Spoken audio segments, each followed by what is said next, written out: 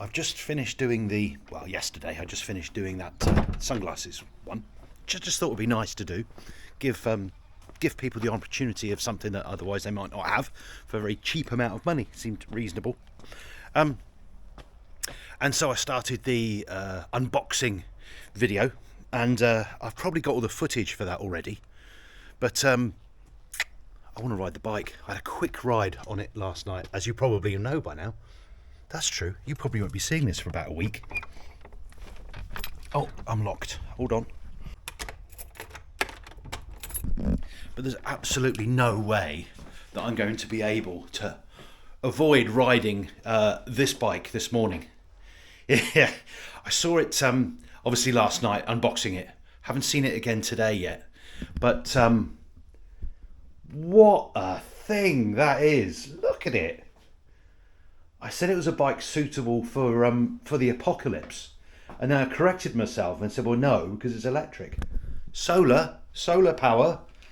Obviously, in the apocalypse, I would get a big solar powered system, which I've lived with in the past.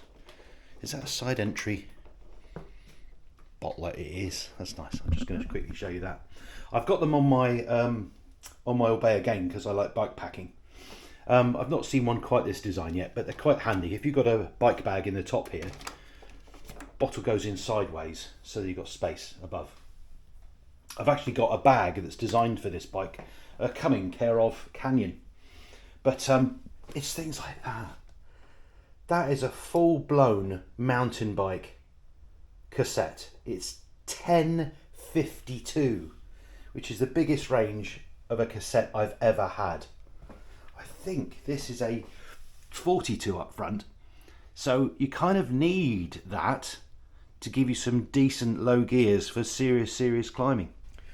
400 watt hours in the down tube, another 250 on here. I mean, that is all that my X35 has got internally. So that's 650 watt hours. We should be good to go. So let's go.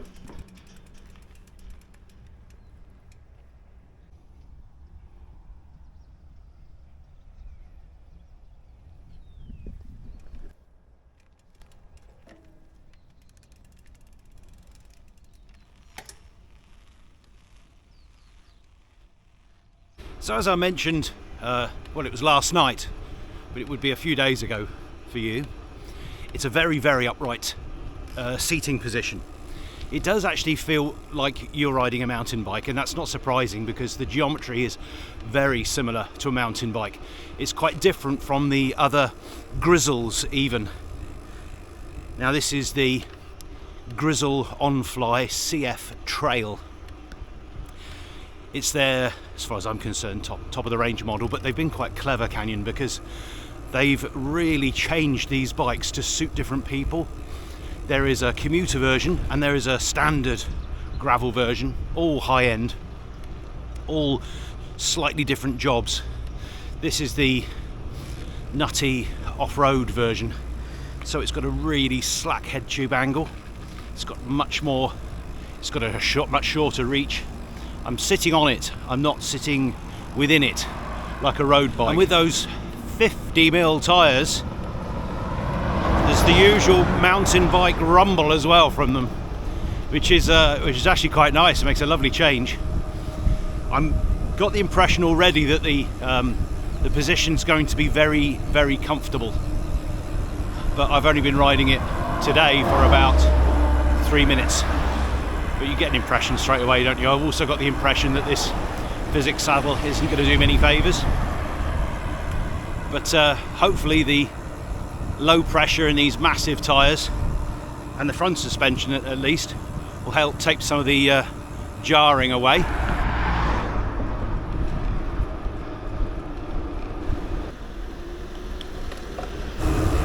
Well, we've already had quite a pleasant surprise. And that's going across the bridge there, which is flat as a pancake. I was well over the cut-off speed, which I wasn't really expecting. I was expecting it to be quite hard work because of the tyres, because of the weight of it. It's getting up towards 16 kilos, I think it's 15.5 kilos. That was a pretty easy rumble along at about 27, 28.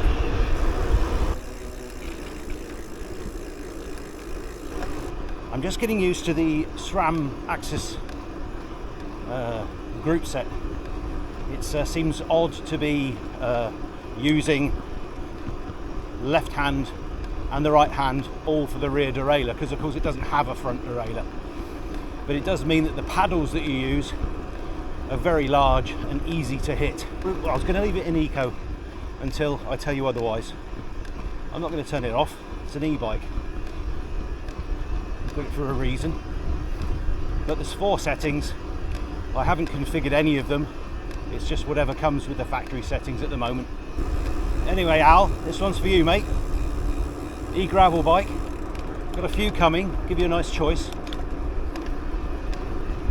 First impressions on this. It's a heck of a machine they put together. It does seem to tick an awful lot of boxes. My only reserve, and that's on paper, is the motor.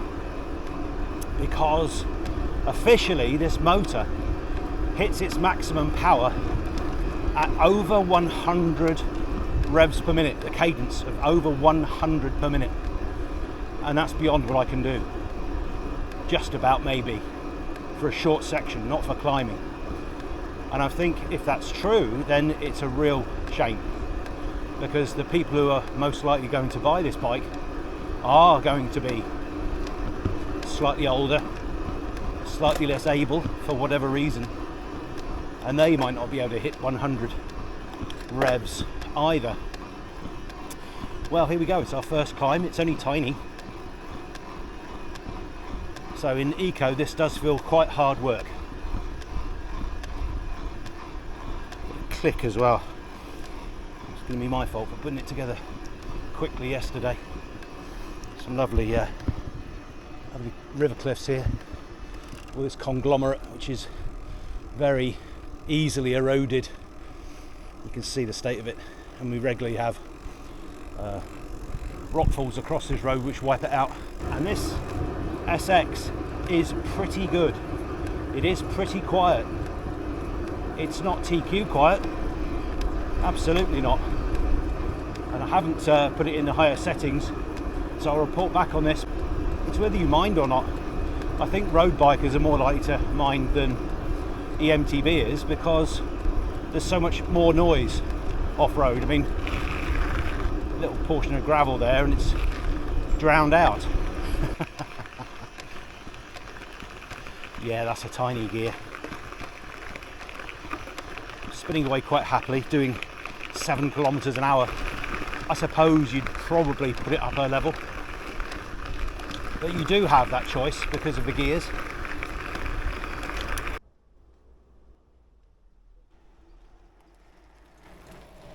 Okay, this is where we turn off the flat and start going into the mountains.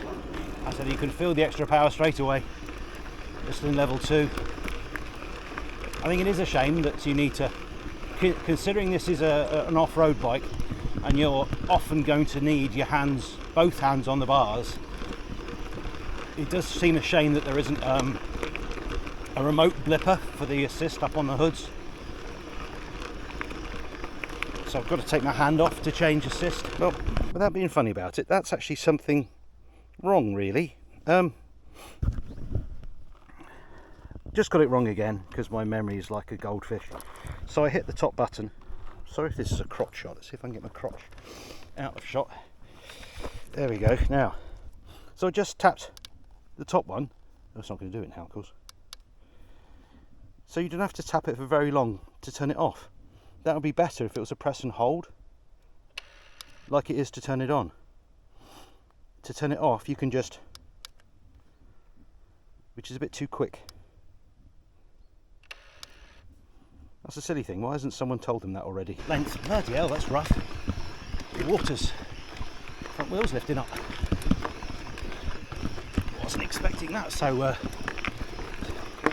early on. We've had some rains. It's obviously affected the road quite a bit. A bit of a precipice to my right as well. I don't want to go down there. come over here.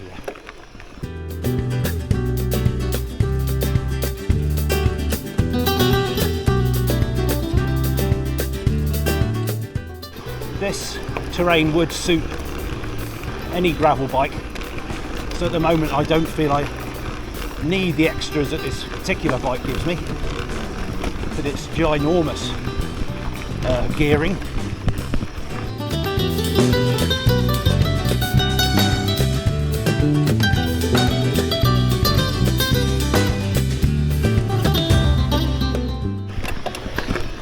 It's actually quite a rough road, isn't it?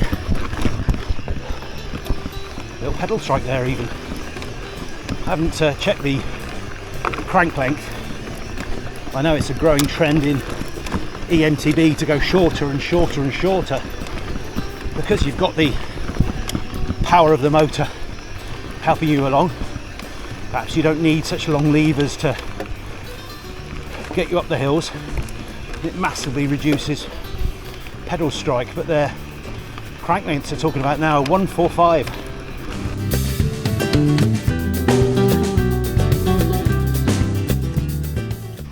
Well, it's here to help me. So let's let it help me up to level 3. Now, I saw this steep bit coming. See what that's like. With a much higher cadence, like they suggest.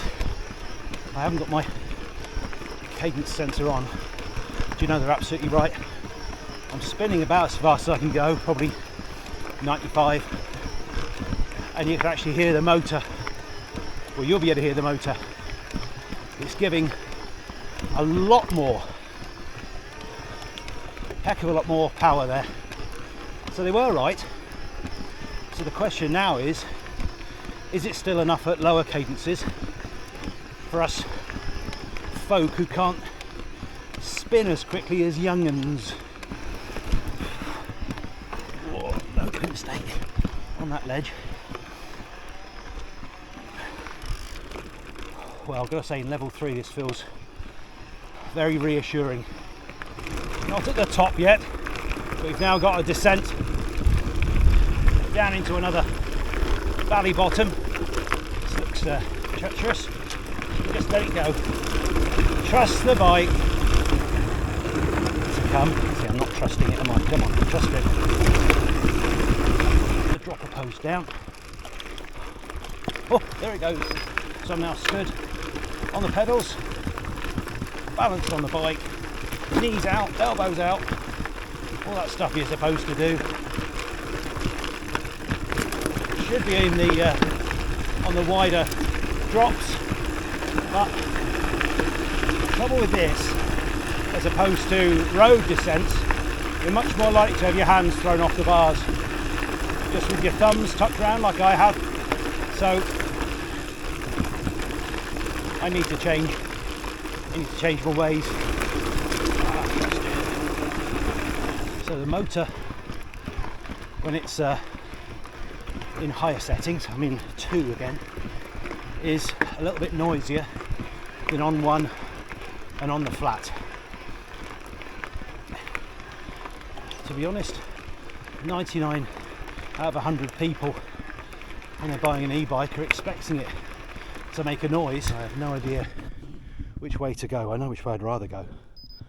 That one looks downhill, and that one looks insanely steep. Unfortunately, I'm pretty sure it's that way. Let's check. Yep, sod's law, isn't it? Still, oh, we can give it a good test up some steep stuff. What level do you want it in? Shall we? Oh, we're going to go full whack. I think that's red. Right, let's get some pace on it. See what happens.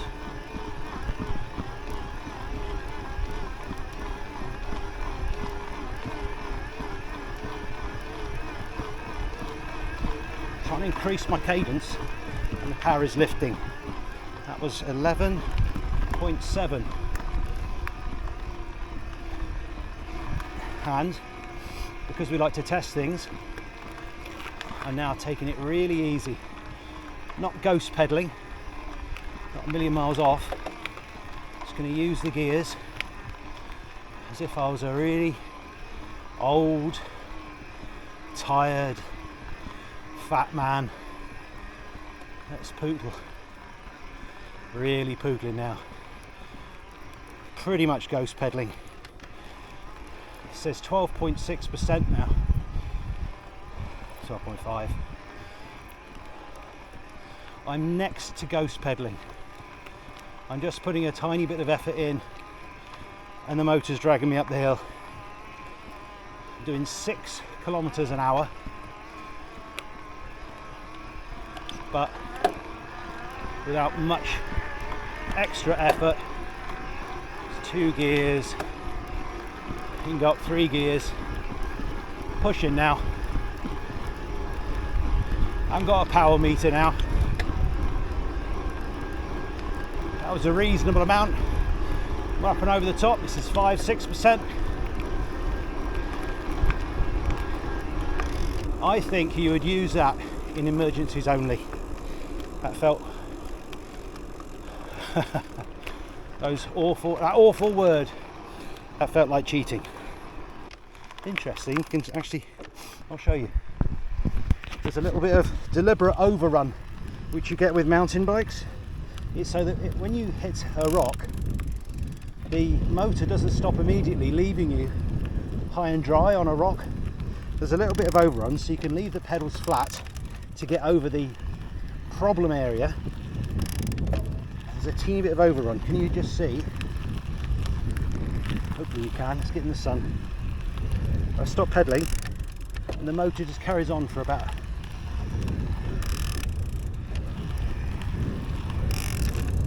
half a second, 3/4 of a second. Lovely up here. It does feel like we've got a good few hundred meters to go to get up to those turbines.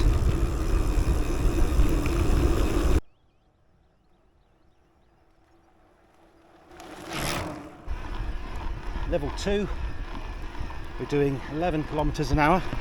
Desperately trying to remember to keep the cadence up. Motor's now actually quite noisy.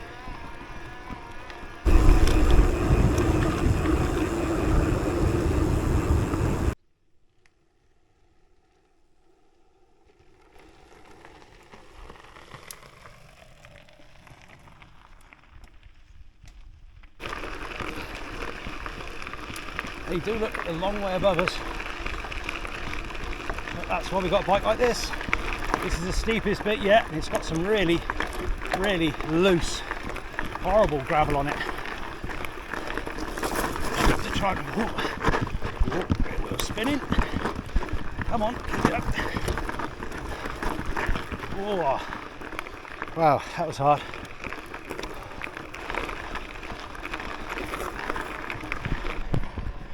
These climbs are all absolutely nuts.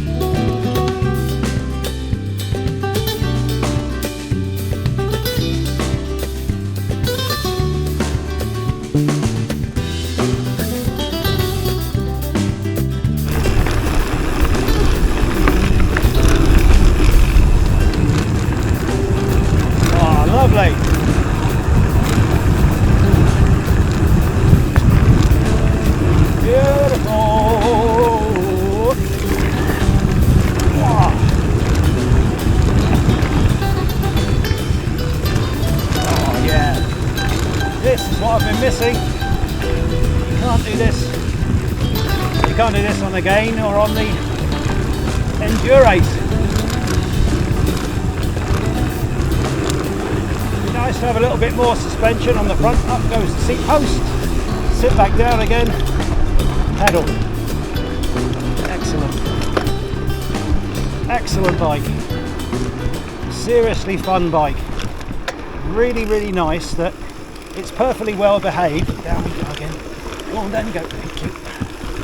Perfectly well behaved on the roads, but you can do some excellent. I mean, this isn't demanding, is it? It's about all I want to do. I wouldn't want to go any rougher than this. I don't have the skills. But really, this is excellent fun. A pretty little scene, isn't it? Little place to renovate. Blue skies, pine trees. Oh, I'm glad we came this way. There's more of that descent.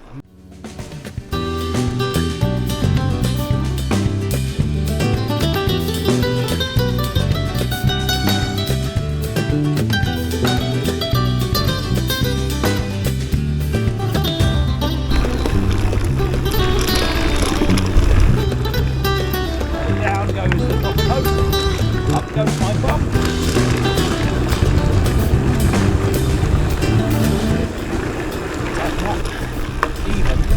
Bedded in these brakes. They're bedded in now.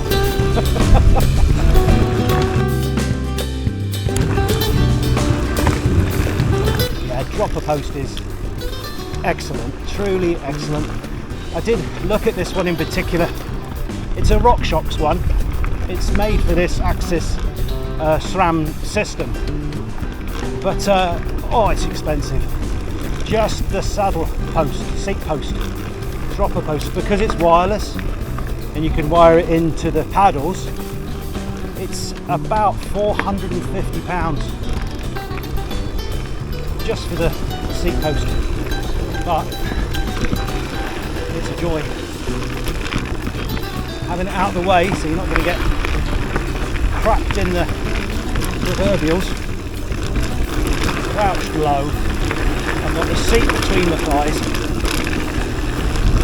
elbows out, just absorbing all of those bumps. Having a bloody lovely time. Exhilarating.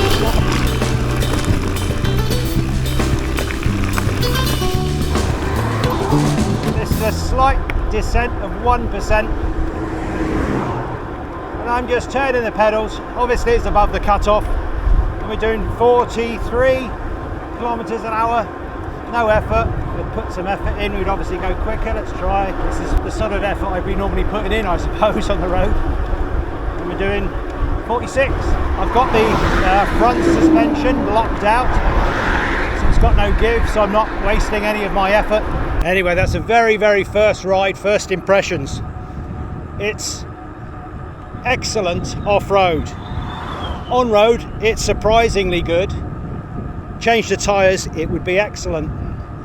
It's been a long time since I've ridden a bike that I haven't really admired, and this is going to go on that list again, which doesn't help people who are trying to make decisions between bikes because they're getting to be really, really, really good. This is already a really, really, really good bike. It's going to go up on my favourites, but my favourites list is getting very long. It needs more examination. I'll be doing that, and I'll be getting back to you about all of it. Actually, I mustn't go without thanking Ben from Canyon. What a man. Thanks for giving me this opportunity to ride these amazing bikes. Absolutely loving it. So thank you. Actually, there's going to be a couple of other little extras before we pack in for the day. And it's just a first impression, but I've just been on that ride. Despite having this absolutely gigantic plate on the back, that being a 42 tooth, I believe, it's too big. When I was on the road, I was pedaling along at around 48-ish, something like that, in those gears. If you're on gravel doing 48, you're going to have a handful. That's going to be that's high speeds on gravel. And I'm sure there's some who can do it, but people who are buying this bike, will they be doing it? I think they'd rather have smaller chainring so that when things do go over 20%, and they do on gravel, you might find it a little bit easier without having to resort to the oodles of power, particularly if the motor is supposed to be happier spinning at 100. If you want a normal person or a heavier person like me to be able to spin anywhere near 100, that 52 tooth, gigantic 52 tooth, is almost wasted by the fact that it's a 42 on the front. I think something like a 36 would be better. But that's me. But it's me riding it, giving my opinion. So that's my opinion. Until the next one then. Thanks for watching.